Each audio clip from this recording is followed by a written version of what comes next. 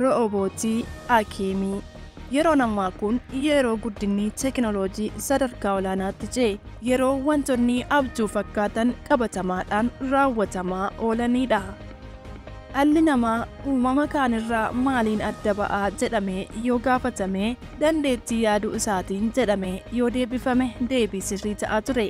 Amma garuu teekinooloojiin sammuu dhala namaa caalaatti yaaduu danda'u uumamuusaa yommuu dhaga'amu, deebiin duraanii sun soba ta'uutu dhufe.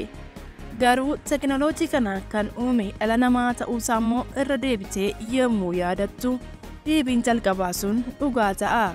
Kabajamoo hordoftoota Da'oo Miidiyaa, har'a immoo qophii gabaabduu kanaan waa'ee sammuu nam-tolchee yookiin Artificial Intelligence akka ogeessa fayyaatti dhukkubsattoota yaaluu eegale isiniif qabannee dhiyaanne.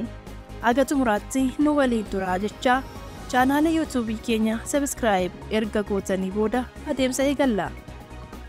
Roobootiin sammuu nam-tolchee yookiin Artificial Intelligence ogeessa fayyaa bakka bu'uudhaan tajaajila wallaansa fayyaa kennaa akka jiran gabaasaaleen tibbana ba'an mul'isaa jiru.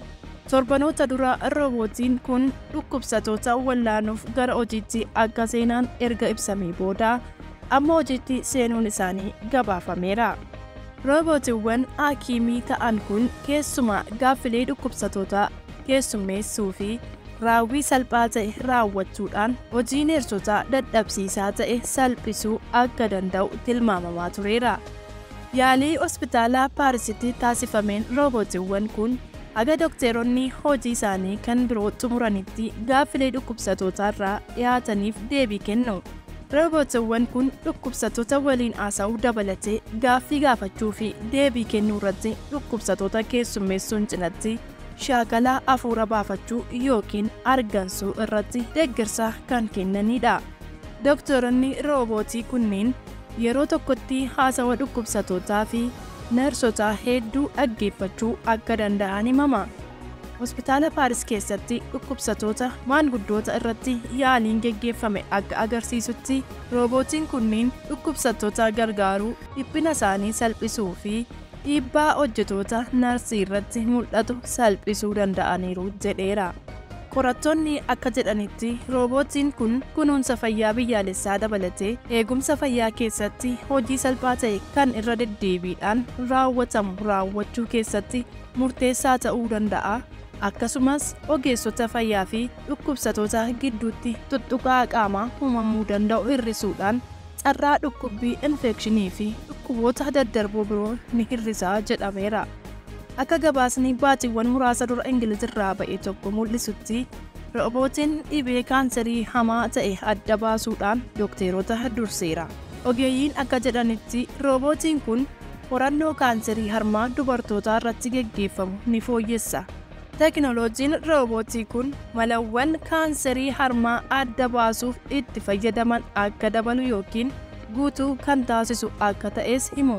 Dhibee kaanserii utuu hin turin yookiin dafanii adda baasuun carraa lubbuun jiraachuu dhukkubsataa sana ni dabala. Ogeessonnii fi qorattoonni Yuunivarsiitii Bristol roobootiin kun faarmaasii fi buufataalee fayyaatti hojiirra akka oolu abdii qabu. Dursaan qorattootaa Joorj Jeenkisanii fi gareen isaa roobootii kaanserii adda baasuu irratti hakiimota caalaa fooyya'aa fi saffisaa ta'e hojjechaa akka jiran himatu.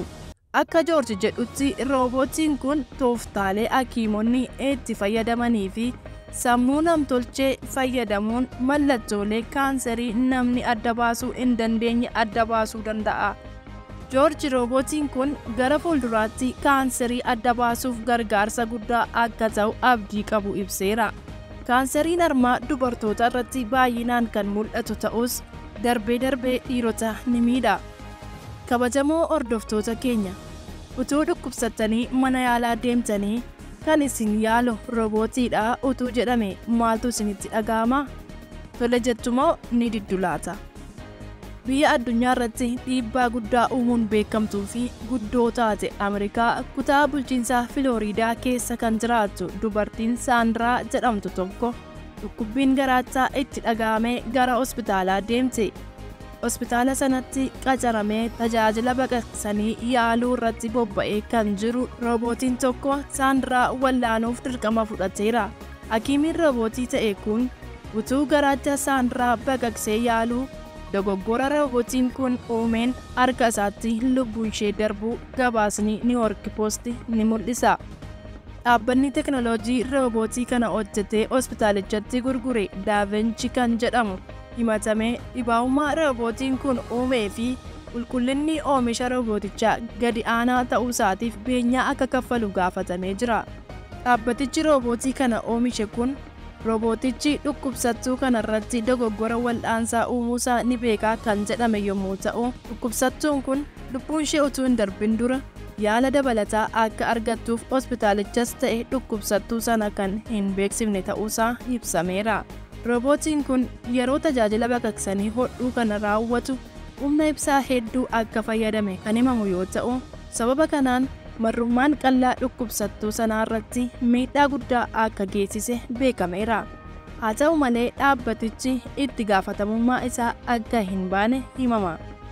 Yeroo ammaa kana keessa sammuun namtolchee kun hojiilee gurguddaa hojjetaa akka jiru himama.